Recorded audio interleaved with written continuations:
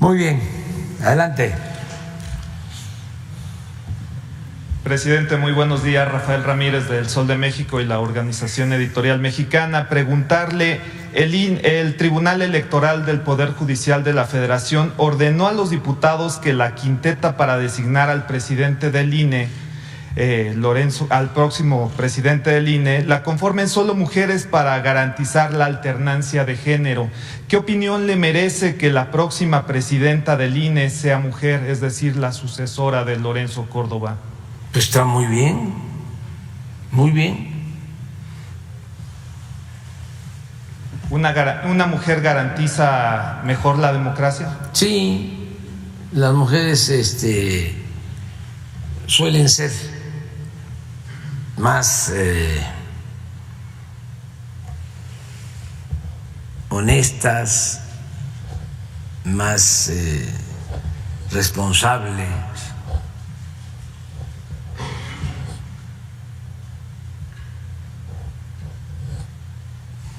Más justas que los hombres. ¿Y con es muy difícil, por ejemplo, son pocas las... Bueno, no lo voy a decir. Pero son una garantía las mujeres. ¿Se perfilaría Carla Humphrey como una favorita para ser la sucesora de Lorenzo Córdoba? Eso no me corresponde a mí, eso lo tienen que decidir pues en el Congreso y luego creo que el Consejo del INE. Lo que sí es que me consta que las mujeres son muy responsables y son honestas. Cuando yo fui jefe de gobierno, la mayoría de los integrantes del gabinete eran mujeres.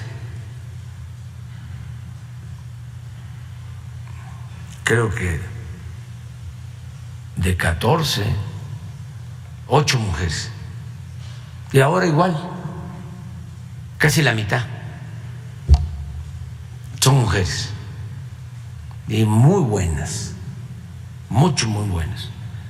Y nosotros hemos contribuido desde que estábamos en la oposición para que se abrieran espacios, que no se obstaculizara el avance de las mujeres en la participación política y en todos los campos de la vida pública. Contribuimos a que ahora en la legislatura la mitad sean mujeres y la mitad hombres. Nosotros fuimos de los precursores de ese movimiento. Entonces, claro que sí. Estamos totalmente de acuerdo en que se siga promoviendo la participación de las mujeres, pero no solo por cuestiones de género, sino porque aportan mucho. Pero ¿cree que tenga que ser obligatorio que por ley sean mujeres? ¿No soslaya a los hombres pues, el derecho legítimo de cada persona? Pero cuando se habla de libertad y se habla de equidad de género, pues es buscar los equilibrios. Es que antes predominaban los hombres en todos los cargos. Todavía sigue sucediendo. Entonces, pues se debe de seguir promoviendo la participación de las mujeres. A mí me da también mucho gusto porque no es solo la participación de la mujer en lo público. Hay que tomar en cuenta que la mayoría de la población de México son mujeres y que hay que luchar por la igualdad de la mujer en el campo,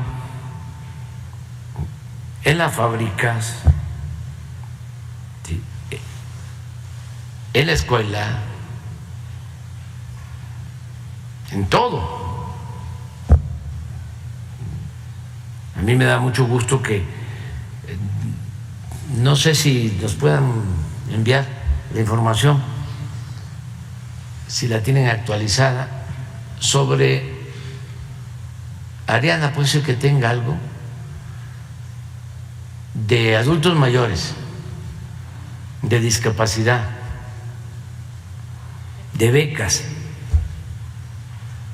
La mayoría de beneficiarios son mujeres en los programas de bienestar. Hasta en el programa Sembrando Vida. Ya que menciona eso, hay feministas que señalan que se han quitado recursos para las mujeres para destinarlos a pues las mega obras de su administración. ¿Eso pues no es cierto eso, ¿no? Es parte de la misma campaña de desinformación y de calumnias, ¿no? Al contrario. Además, para que se tenga una idea, este año, como nunca en la historia, se están destinando 600,000 millones de pesos a programas de bienestar para 25 millones de hogares. Y la mayoría de eso va a mujeres.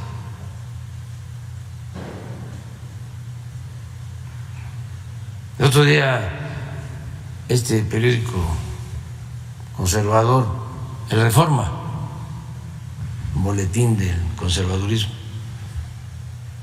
hablaba de que las pensiones de adultos mayores le quitaban recursos a otros programas. Pues no es cierto. Se incrementó el apoyo a los adultos mayores en 25% y se va a seguir incrementando en otros 25% para el año próximo. Pero también se incrementó el presupuesto para educación, para salud, para becas, para Sembrando Vida, para la búsqueda de desaparecidos, para derechos humanos. ¿Por qué tenemos para incrementar el presupuesto? Porque ya no hay corrupción. Entonces, afortunadamente, no tenemos problema de falta de presupuesto, porque era mucho lo que se robaban, más de lo que imaginamos. Nosotros que constantemente estábamos sosteniendo que el principal problema de México era la corrupción, cuando llegamos al gobierno y nos dimos cuenta, nos quedamos cortos. Mi caso, yo desde siempre, y ahí están mis libros de constancia, siempre hablé del tema y siempre dije: la fórmula para sacar a México del atraso es acabar con la corrupción y hacer un gobierno austero. Eso nada más. Decía yo en campaña: ¿quieren que les diga cuál es el plan? Y que se los diga en lo que tardo parado en un solo pie, aún cuando no hablo de corrido. Y me ponía yo así: acabar con la corrupción. Ese es el plan. Y no saben el resultado tan exitoso.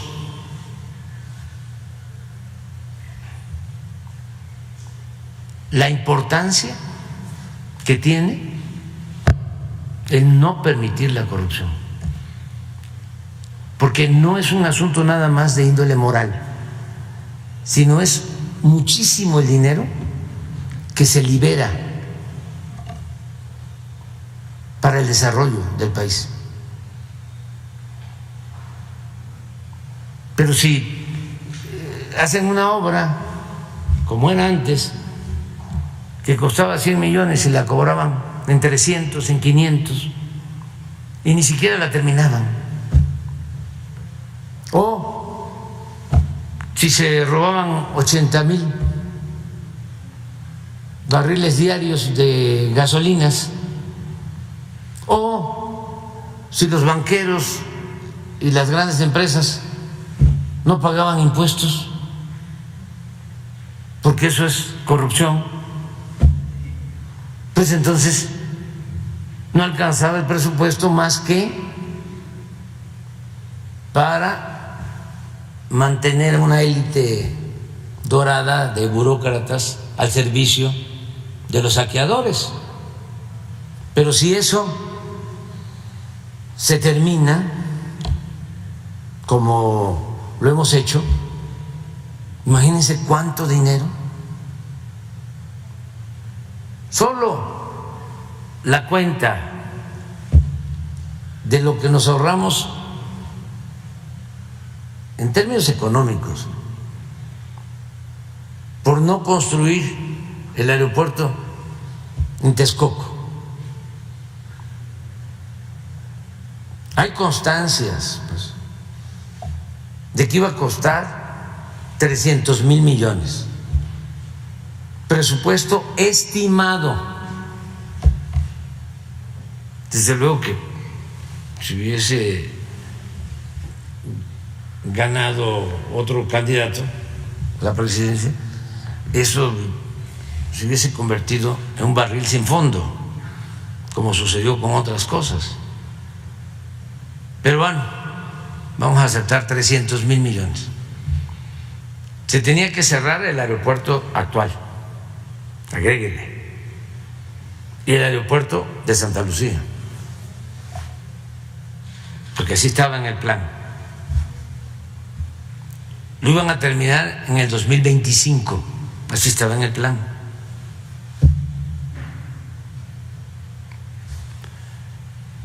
Como dijimos, es un acto de corrupción monumental, y si ganamos no vamos a construir ese aeropuerto. Se apuraron y contrataron empresas y dieron anticipos para que cuando llegáramos, como sucedió, ya estuviese comprometido una parte del presupuesto, 100,000 millones,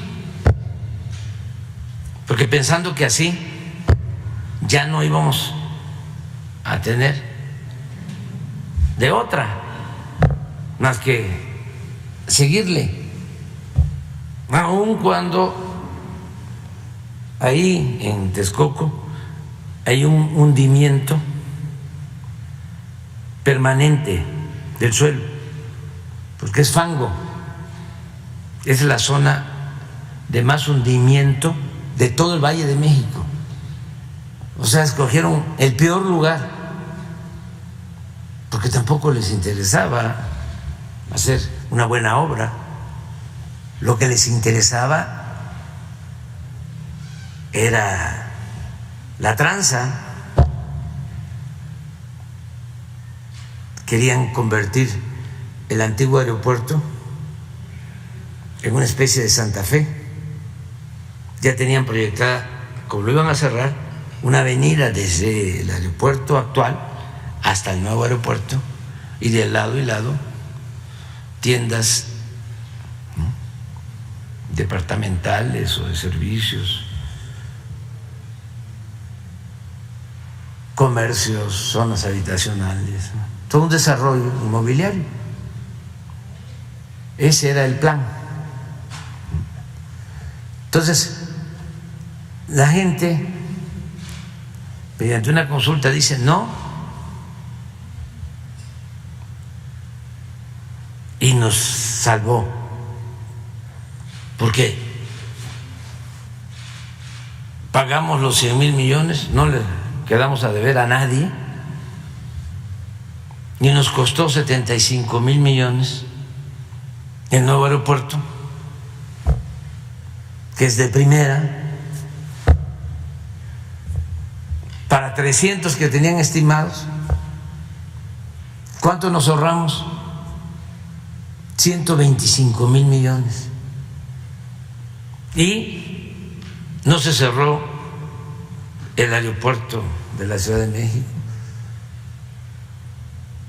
Y al contrario, el aeropuerto de Santa Lucía no solo se cerró, que es ahora el aeropuerto Felipe Ángeles, sino ahí está un aeropuerto militar con todas las instalaciones y un aeropuerto civil, y es un complejo habitacional con oficinas, cuarteles, hospitales, escuelas, centros comerciales, hotel, museos. ¿No ha sido lenta la transición, el despegue del AIFA? Sí, sí, porque han habido pues muchos obstáculos. Bueno, desde la construcción llovieron los amparos de estos que vienen el domingo a protestar, de Claudio X González y de Cosío y de todos estos. Pero aún así, como se hizo bien y en poco tiempo, se inauguró el 21 de marzo del año pasado, pues tenemos mucho tiempo para que se vaya consolidando. Ya me estaban dando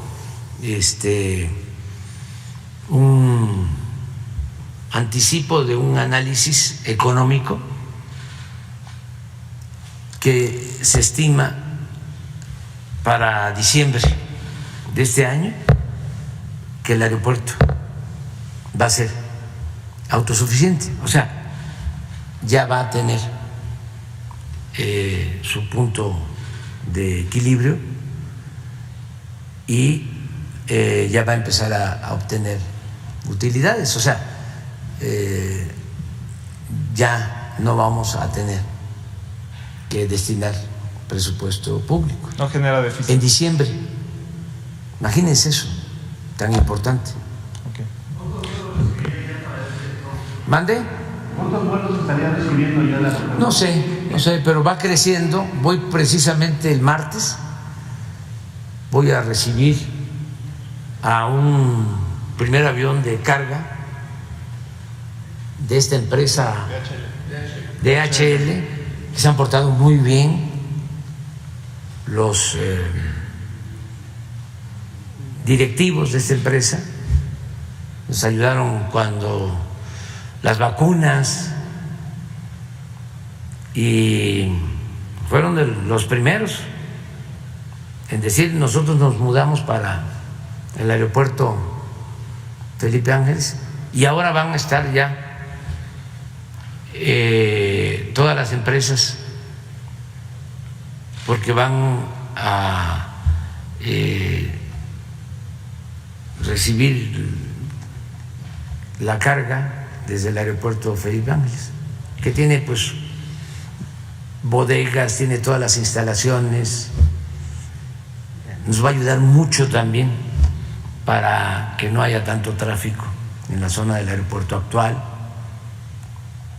O sea, ahí va.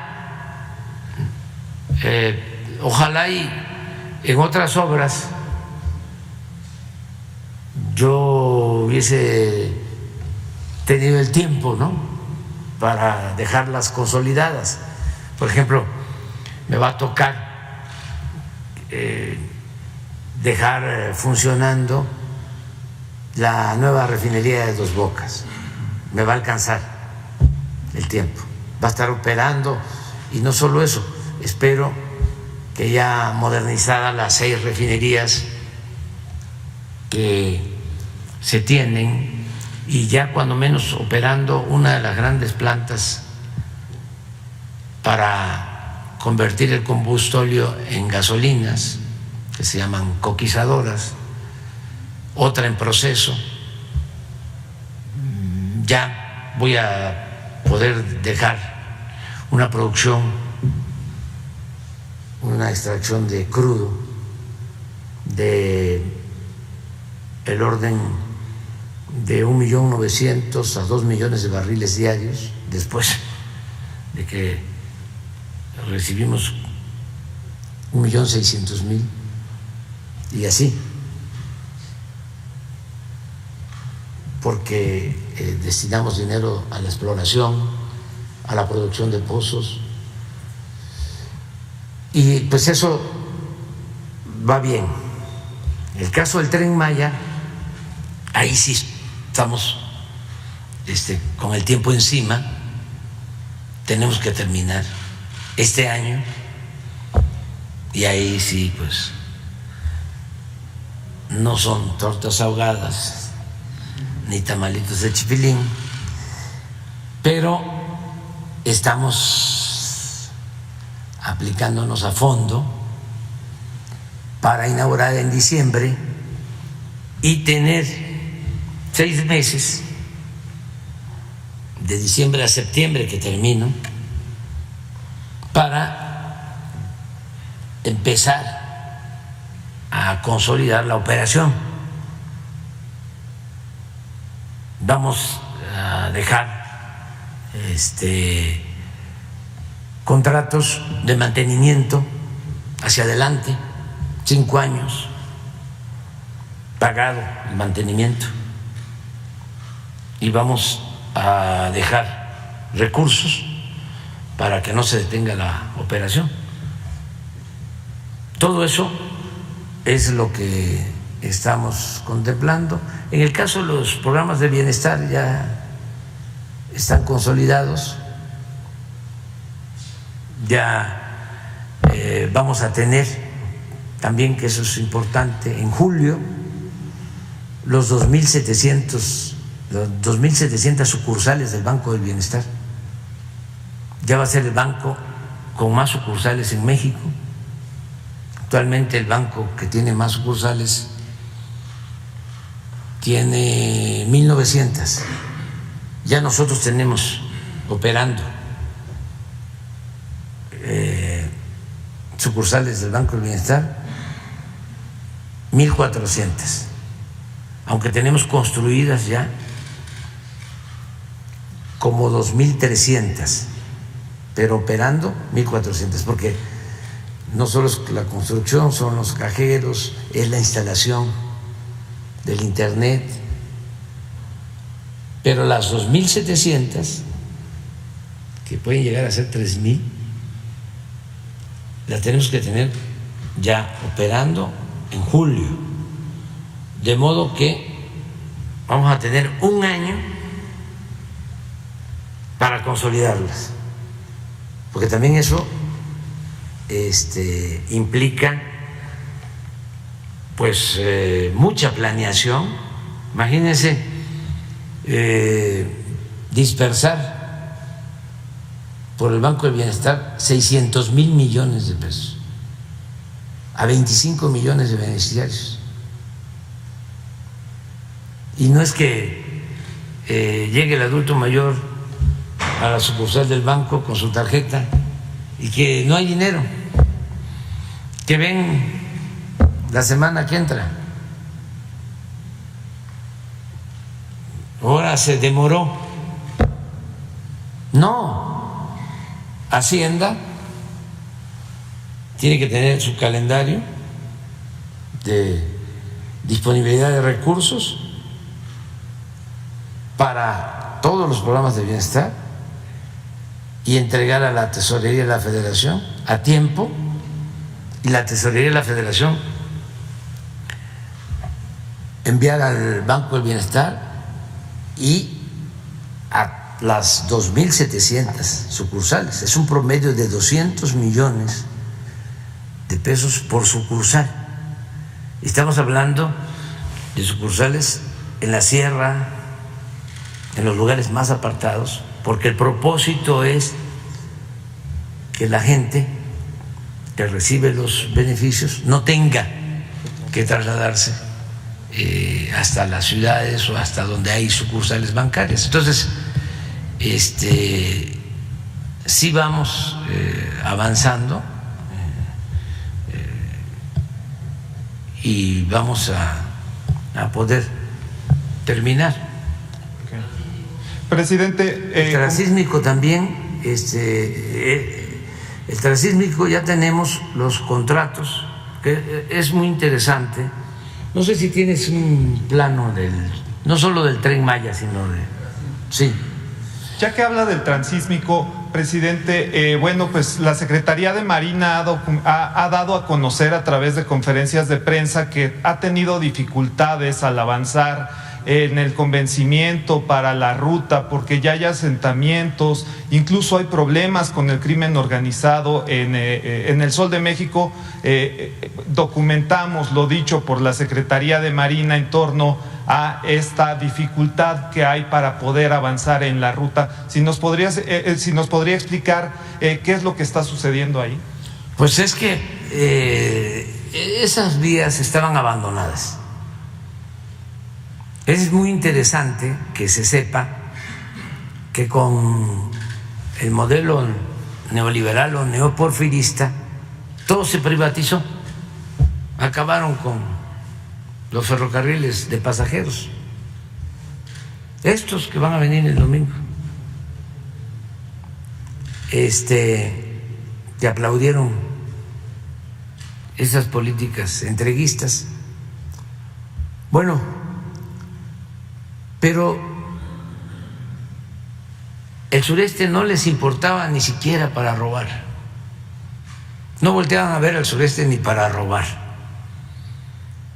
Y así, de manera milagrosa, resulta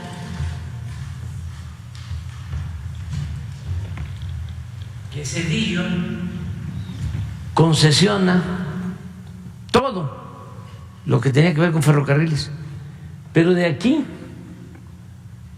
hacia el norte, como 25,000 kilómetros de vías férreas. Todo lo que se había hecho desde Juárez, que fue el que inició el primer tren, el primer ferrocarril de México a Veracruz, que lo inauguró en 1973 el presidente Sebastián Lerdo de Tejada. Una gran fiesta. Primer ferrocarril, que lo hizo el gobierno y luego lo privatizó y luego lo rescató como un fobaproa, porque rescataron en el Porfiriato todas las compañías ferrocarrileras extranjeras. Bueno, por eso hablo de neoporfirismo, porque lo que aplicaron del 83 hasta el 18 fue una copia de lo que hizo Porfirio Díaz, que entregó las minas, que entregó el petróleo, que entregó los ferrocarriles, que entregó las tierras, exactamente lo mismo, que esclavizó al pueblo.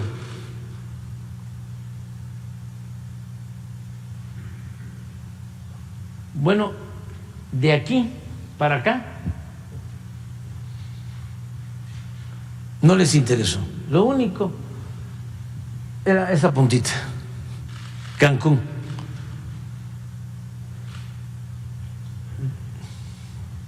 De aquí para acá, con excepción de Cancún, en todo el periodo neoliberal no hubo crecimiento económico. Fue -0 de crecimiento.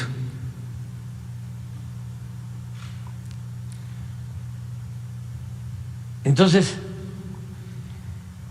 no saben el gusto que me dio la alegría que me produjo el enterarme de que esta línea de Coatzacoalcos a Salina Cruz no la habían concesionado, ni esta de aquí, de Ixtepec.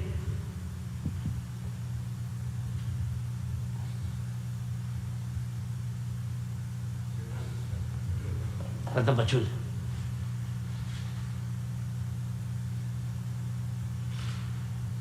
Esto. Pero tampoco habían concesionado de Coatzacoalcos a Palenque. Habían dejado abandonadas las líneas. Y tampoco de Palenque a Valladolid.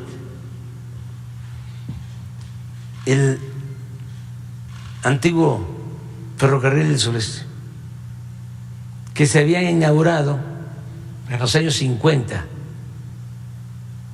del siglo pasado, porque antes del ferrocarril no habían carreteras en el sureste, todo era por barco. Eran los tiempos en que vivir cerca del mar era vivir cerca del mundo.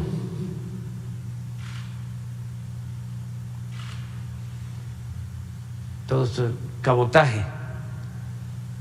Y los ríos eran como las grandes autopistas. Empezó la carretera después del ferrocarril para comunicar al sureste, que comenzó la carretera del sureste. Bueno, primero el ferrocarril con Miguel Alemán y luego don Adolfo Ruiz Cortines empezó la construcción de la carretera hacia el sureste. Y así se empezó, ¿no?, a comunicar por carretera. Entonces, ¿ahora qué estamos haciendo? Se está rehabilitando esta línea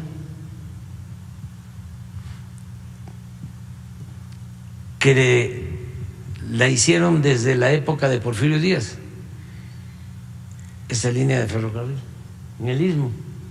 La hizo Pearson, que era el contratista consentido de Porfirio Díaz, un inglés que también era el dueño de la compañía petrolera El Águila y fue el que construyó también el aeropuerto, el puerto de Coatzacoalcos y el de Veracruz, Pearson, y también el de Salina Cruz, porque tenían desde Porfirio Díaz, desde antes, el proyecto de comunicar el Pacífico con el Atlántico, porque esta es la franja más angosta de nuestro territorio, son 300 kilómetros. Y en ese entonces pues no hubo éxito, a pesar de que hicieron los puertos y el ferrocarril, porque Asia no tenía el desarrollo que tiene en la actualidad. Tan es así que ahora Manzanillo tiene más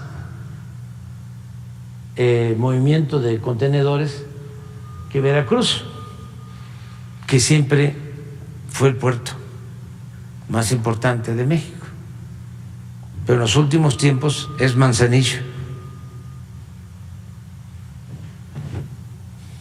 por Asia. Los puertos del Pacífico en los últimos años, en las últimas décadas, crecieron mucho. Entonces, nosotros, ¿qué estamos haciendo? Bueno, aquí está ya, qué bien.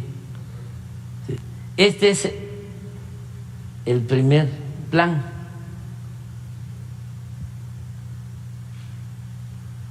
hasta Palenque.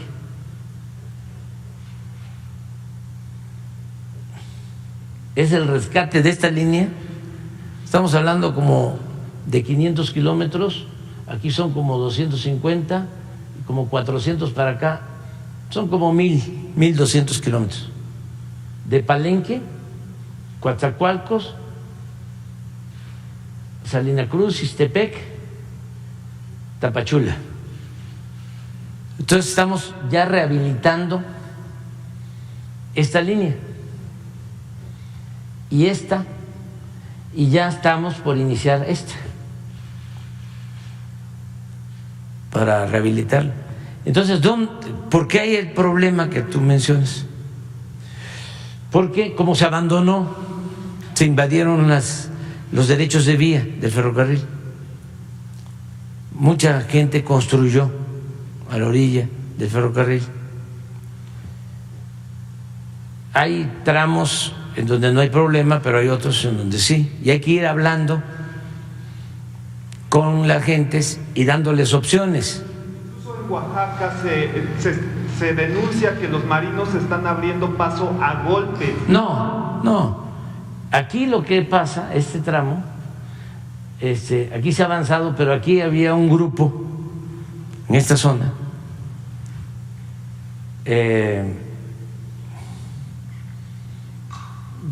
por Sayula había un grupo de esos que dominaban de la delincuencia y que obligaban a las empresas a que tenían que comprarles a ellos los materiales, un poco como el grupo que estaba en el aeropuerto de Texcoco, que compraba los cerros y que obligaban a que les compraran a ellos el material, pero además tenían los camiones. Mafias, a imagen y semejanza de la mafia que dominaba en todo el país. O sea, así como los guachicoleros,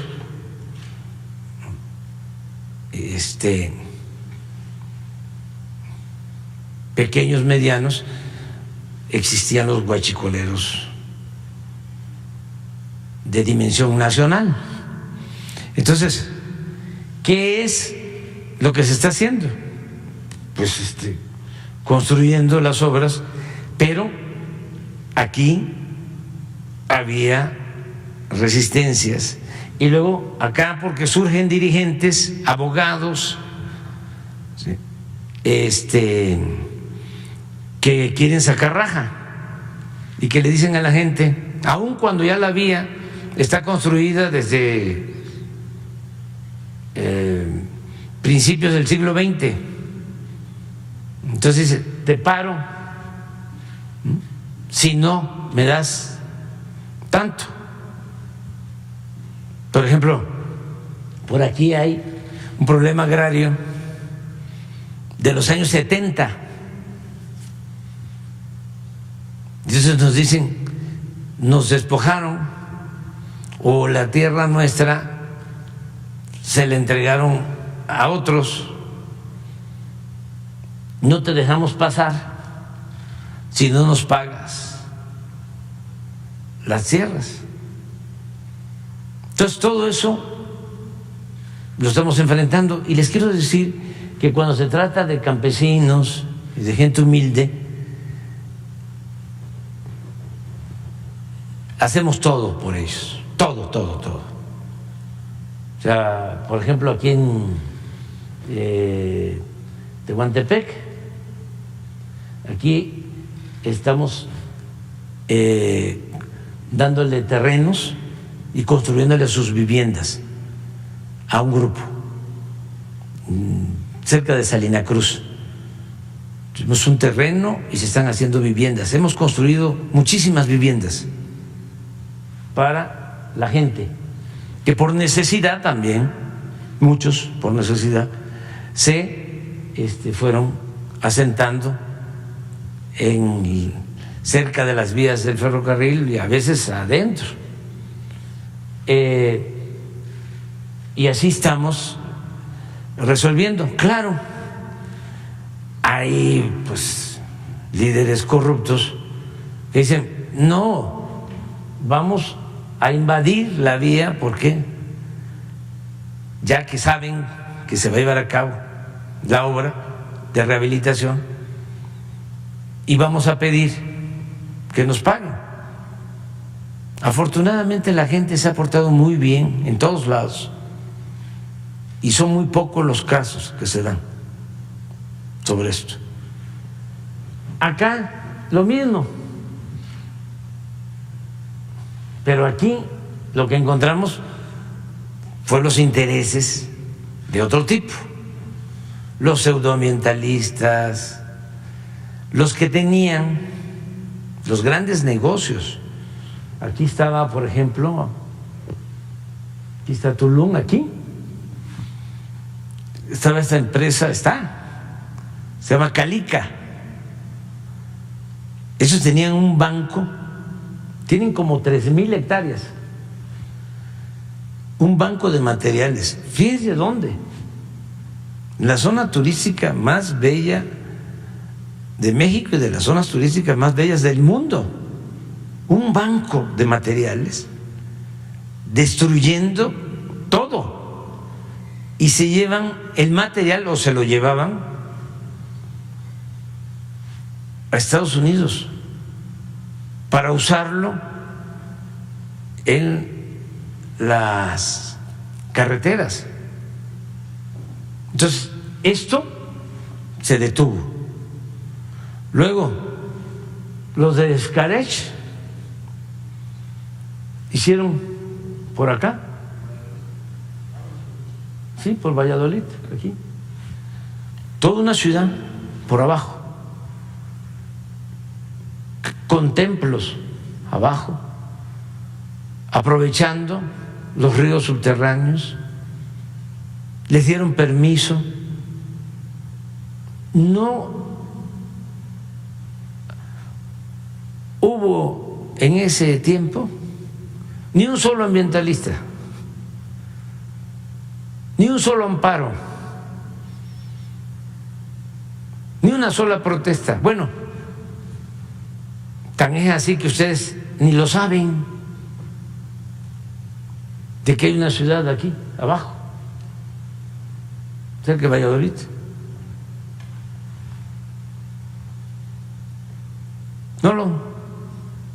Un centro recreativo aquí. No lo saben.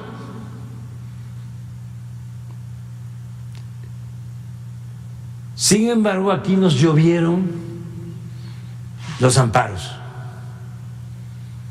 Con paciencia, con el apoyo del pueblo. Como decía Juárez, con el pueblo todo, sin el pueblo nada. Pudimos avanzar. Y estamos avanzando. Entonces, sí vamos a terminar todo, porque no solo es aquí, es llegar acá, es esto acá, bajar por acá. Miren, todo esto, irse aquí, a Escárcega así, y regresar acá. Nada más esto, de Palenque para acá, ¿sí? La vuelta completa, son 1,554 kilómetros. Es como ir de aquí a Cancún.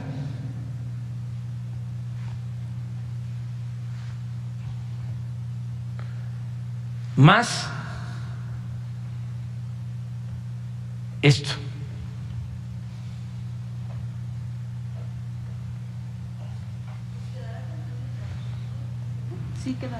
Sí, porque en el caso del transísmico son puertos, son los dos puertos. Las obras de puertos ya están avanzadas. Se está haciendo un rompeolas en Salina Cruz para que puedan entrar barcos de más calado se está ampliando el puerto. También les explico que no solo son los dos puertos, más Puerto Chiapas, que está por acá, que este se va a desasolvar, este se está modernizando, este también, las vías del ferrocarril, y aquí, en este corredor, ya tenemos un poco más de 3,000 hectáreas. Son 10 parques industriales. Es una cortina de desarrollo para que haya empleos y que todos los que tienen necesidad de trabajo puedan aquí ocuparse.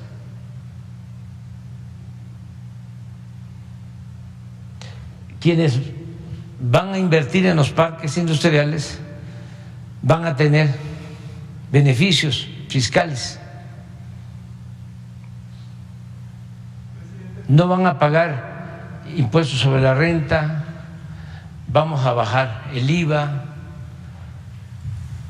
¿Sí hay interés de la iniciativa privada en invertir? Porque según la Plataforma Nacional de Transparencia no hay registro todavía de... Porque no hemos lanzado las licitaciones, estamos por lanzarlas para la ocupación de los 10 parques industriales, o sea, que es en lo que estamos trabajando.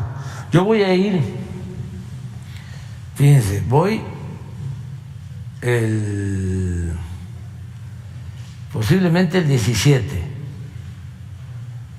a Coatzacoalcos, voy el 19 con legisladores de Estados Unidos al Transísmico. Vienen diputados y senadores. Luego,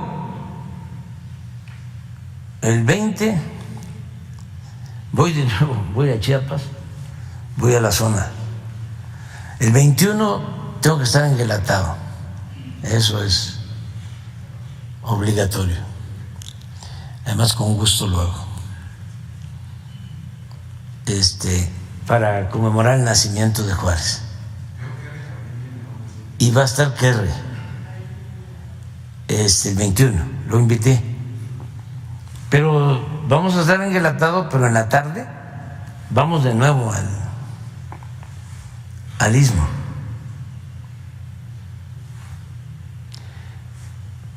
Se está rehabilitando la refinería de Minatitlán.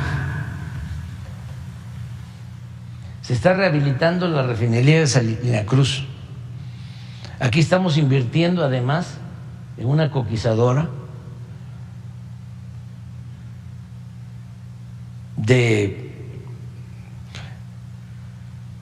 cerca de 5,000 millones de dólares. Todo presupuesto, todo presupuesto público, no es crédito. Fíjense cómo alcanza el presupuesto cuando no hay corrupción.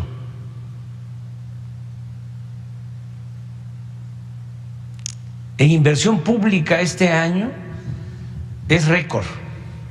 Nunca se habían destinado tantos recursos de inversión pública. Los gobiernos anteriores eran concesiones, construir carreteras concesionadas, de paga, segundos pisos se paga.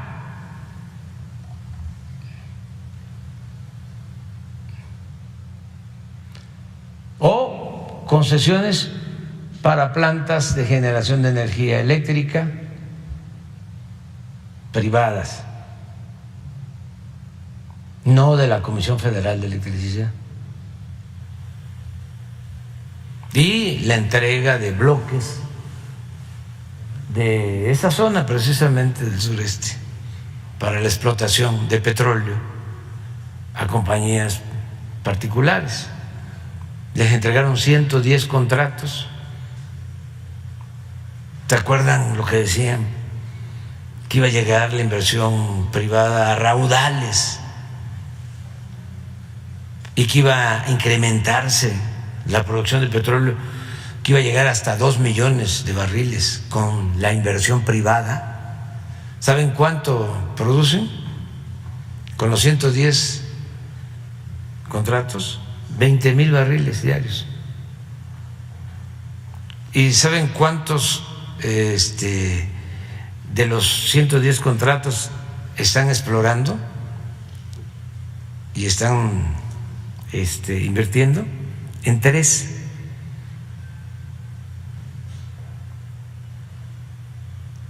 No, fue una farsa. ¿Se acuerdan de lo que decían de que teníamos un tesoro en las aguas profundas? Que solo era cuestión de sacarlo y que para eso se necesitaba entregar los contratos. ¿Saben qué querían? ¿Por qué digo que el pueblo de México es mucha pieza? Porque los dejó ya cuando estaban a punto de acabar con el país. Dijo el pueblo: basta. Y es como los ladrones, ¿no?, que entran a un banco y están saqueando las bóvedas, ¿no?, metiendo el dinero apurados en un costal, un saco.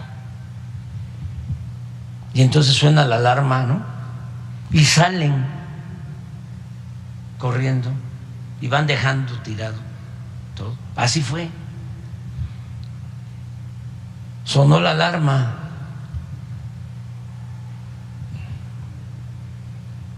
Y con lo que nos dejaron, con eso les explicaba yo de cómo no concesionaron esto, porque todo lo demás lo concesionó Zedillo a 2 empresas extranjeras. Y todavía tuvo el cinismo de irse a trabajar, después de que les concesionó las líneas férreas, de irse a trabajar de asesor de una de esas empresas. Bueno, ¿qué creen que querían? No solo los 110, ya estaban a punto de entregar esto.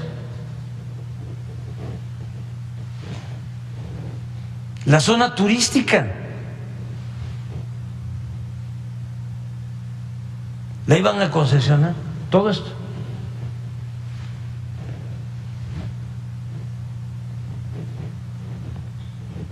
Estaban por convocar, le llamaban rondas, y ya no les dio tiempo.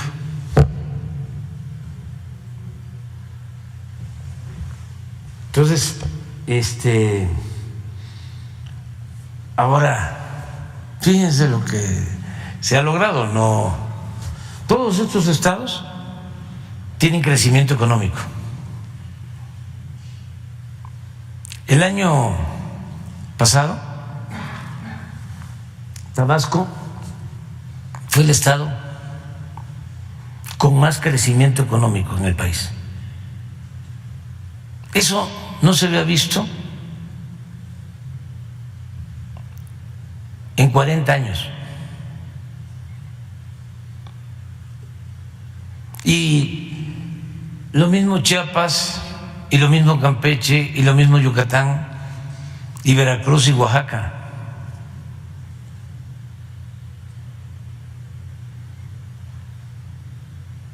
Porque estaba así. El norte creció en el periodo neoliberal 4%, el centro 2%, el sur-sureste 0%. Entonces, por eso el promedio de crecimiento era 2 nacional.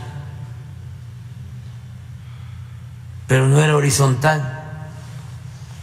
Ahora es parejo, sigue creciendo el norte, va a seguir creciendo el centro y va a crecer el sur-sureste. También, ¿qué otra cosa remediamos?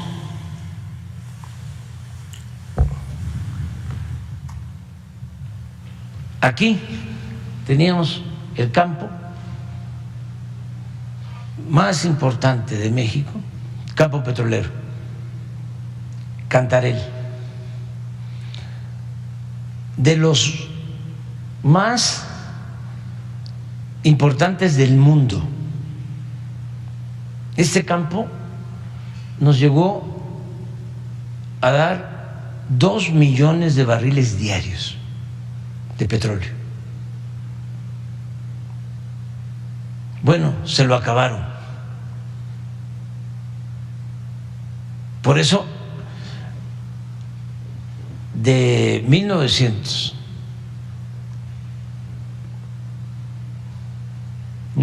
del 2004, con Fox,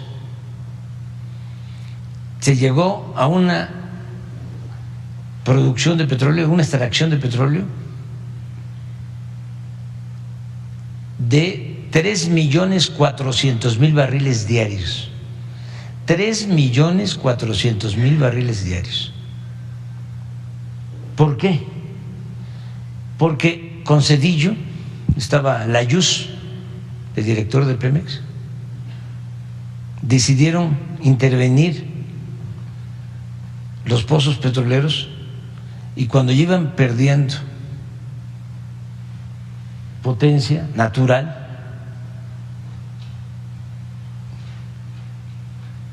les inyectaron nitrógeno a los pozos para sacar más. Entonces eso lo hacen con Zedillo, Fox se beneficia y llega a 3.400.000 barriles. Pero a partir de ahí, ya en el 2005, ya no son 2.300.000, sino son 2.200.000. Digo 3.200.000. Y en el 2006, 3 millones. Y empieza la caída hasta 15 años consecutivos, hasta que llegamos nosotros, que ya era 1.600.000. Este campo, que como les dije, aportaba 2 millones de barriles, ahora aporta 150.000 barriles. Entonces imagínense lo que tuvimos que hacer para sustituir la extracción que daba Cantarell.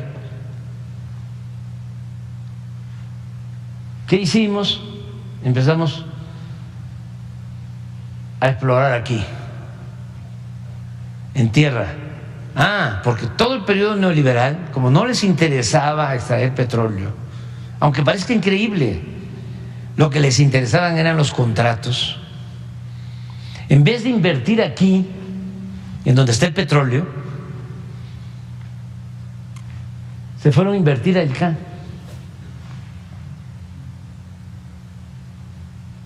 A dar los contratos allá.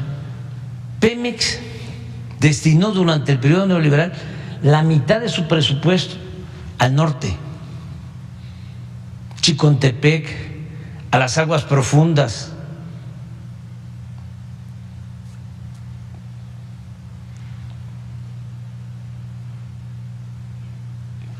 Si se extrae petróleo de Chicontepec, que además no es mucha la producción, cuesta $20 extraer un barril. Acá estamos sacando ya petróleo en tierra, $6 barril. Entonces cambiamos completamente la estrategia. Se explora aquí, tenemos la suerte porque, como decía Maquiavelo, la política, la buena política es virtud y fortuna, virtud y suerte, y la suerte es importantísima. Y encontramos yacimientos. Tenemos ahora más reservas de petróleo que cuando llegamos. Nada más que nos propusimos no pasar de 2 millones de barriles, solo lo que requiere nuestro país para sus refinerías y para producir las gasolinas en México, porque vamos a ser autosuficientes.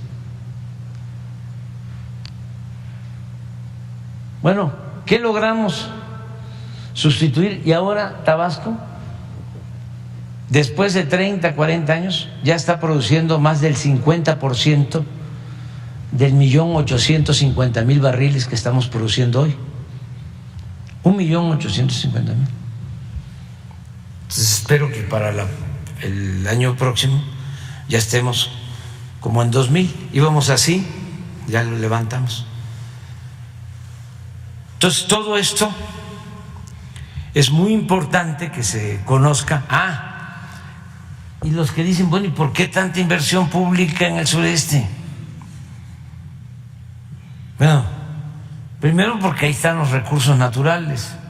Segundo, porque es donde hay más pobreza. ¿Dónde estamos destinando más recursos? A Guerrero, a Oaxaca, a Chiapas. Se los puedo probar con los programas de bienestar, porque son los más pobres, son los más necesitados. Y estamos llevando a la práctica que por el bien de todos, primero los pobres. Bueno, pero no solo eso.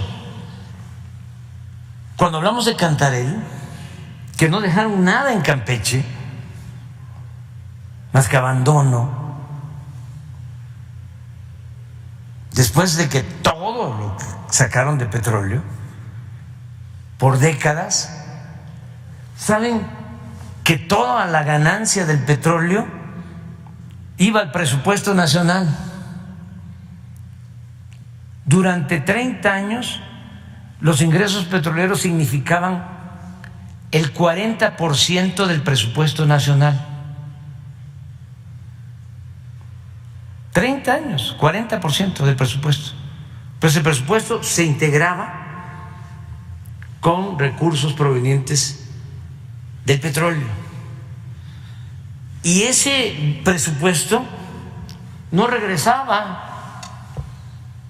Ese presupuesto se utilizaba para todo el país. Entonces era una gran injusticia de que no se atendiera el sur-sureste. Además, con todo el potencial que tiene, porque no solo son los recursos naturales, en el sureste es el 70% del agua del país, 70% del agua. Son los ríos más grandes de México. Ahí está el Usumacinta, ahí está el Grijalva, ahí está el Papaloapan, el río Coatzacoalcos, el río Candelaria, los grandes ríos. Bueno, pero es también el petróleo y es el gas. Y las reservas naturales más importantes. Aquí tenemos, y ya vamos a configurar la reserva de Calakmul, que se va a ampliar con más de 500,000 hectáreas y va a ser la segunda reserva más importante de América después del Amazonas. ¿Y qué más tenemos? Lo que no hay en otras partes del mundo. Lo que no hay en otras partes del mundo. La riqueza arqueológica. Esta es la gran nación maya. No hay en el mundo. O sea, una ciudad antigua como Palenque, del siglo VI, VII de nuestra era, en la época de su esplendor. No tienen Calakmul,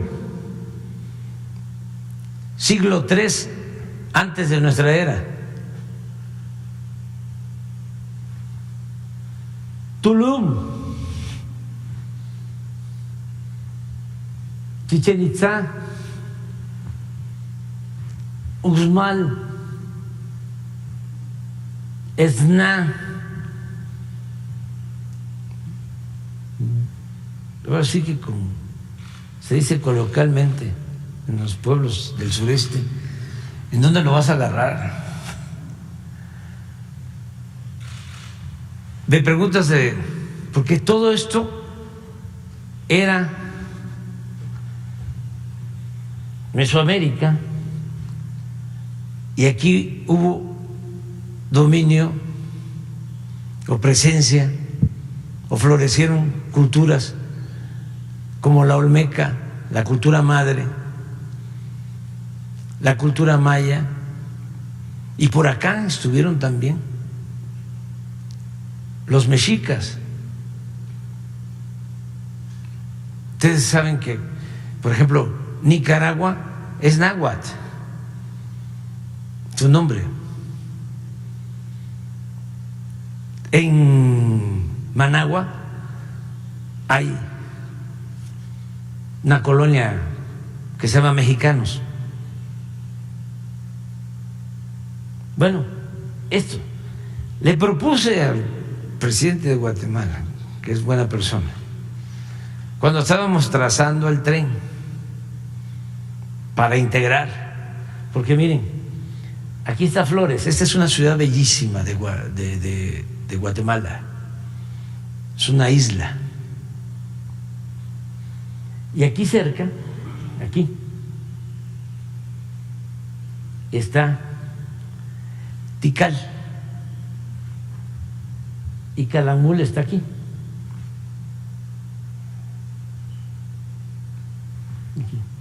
Aquí en el límite hay una zona arqueológica que se llama el Mirador.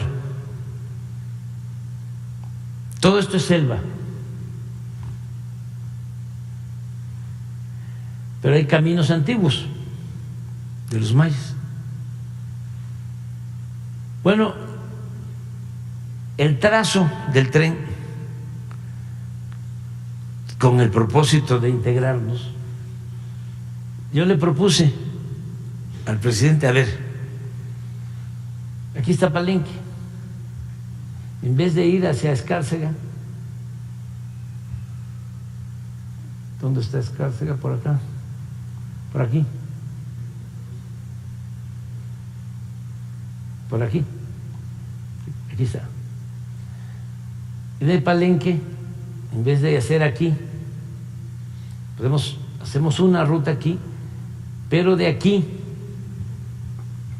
que viene siendo un lugar que se llama Candelaria, que es el límite de Tabasco con Campeche. Aquí hay una zona arqueológica que se llama el Tigre también, extraordinaria. Bajamos aquí la vía y la corremos por toda la línea de México con Guatemala, para que de Flores se aprovechen pues todas estas zonas y haya comunicación en el tren para acá, que aquí llegan 30 millones de turistas. Le dije nada más que quiero, porque no vamos a invertir donde hay conflictos. Lo único que quiero es una autorización de que la línea divisoria ya está reconocida por ambos países, porque aquí se generó un conflicto en la época de Porfirio Díaz y hubo hasta un tribunal internacional y ya se resolvió legalmente por parte de México, pero los de Guatemala nunca han aceptado la línea. Entonces me dijo, no voy a poder. Le digo, porque quiero por escrito. Porque no vamos a invertir. Entonces no. Entonces ya por eso el trazo se fue por acá.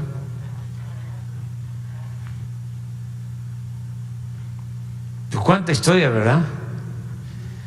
Interesantísimo. Vámonos a desayunar. Porque, se me pasaba. Están invitados. Hoy conmemoramos un aniversario más de el cobarde asesinato del presidente Madero y del vicepresidente Pino Suárez. Una vileza de una pandilla de rufianes que dieron un golpe de Estado y que mantuvieron aquí en Intendencia, ahí va a ser el acto, era la Intendencia del Palacio, y ahí mantuvieron presos al presidente, al vicepresidente, y los sacaron la madrugada de hoy, de 1913, y los asesinaron a medianoche, ahí por Lecumberri. De las cosas más tristes y reprobables, ¿no?, de nuestra historia. Un hombre bueno, por eso se le conoce como el apóstol de la democracia. Bueno, que se adelantó a sus tiempos. Quería que en México hubiese una auténtica democracia, que se respetaran las libertades, pero imagínense, desmontar el régimen porfirista que había durado 34 años. Y por eso tenemos que tener paciencia, porque el neoporfirismo duró 36 años, desde 1983 hasta el 2018, y caló profundo.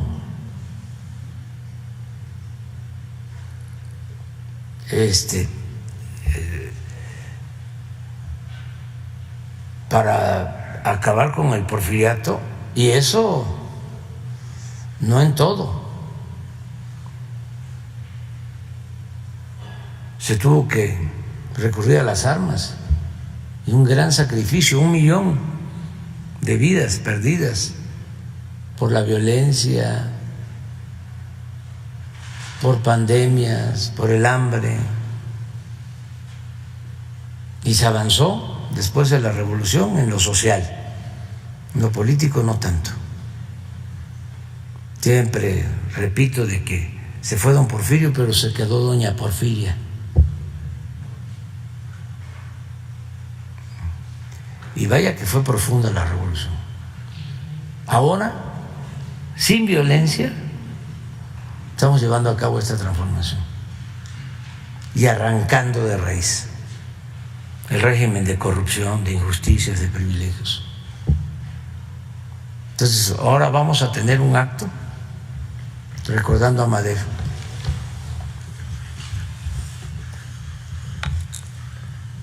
Mañana